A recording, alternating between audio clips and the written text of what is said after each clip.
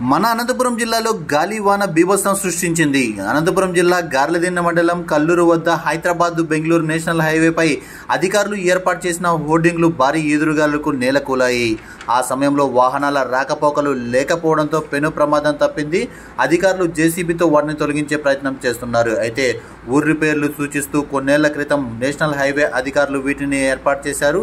ప్రస్తుతం వాటి పరిస్థితి ఎలా ఉందో కూడా నేషనల్ హైవే అధికారులు పట్టించుకోవడం లేదంటూ ప్రజలు ఆవేదన వ్యక్తం చేస్తున్నారు. ఇప్పటికైనా ఎక్కడైనా శిథిలావస్థకు చేరుకుని ఉంటే వాటిని సరిచేయాలని ప్రజలు కోరుతున్నారు.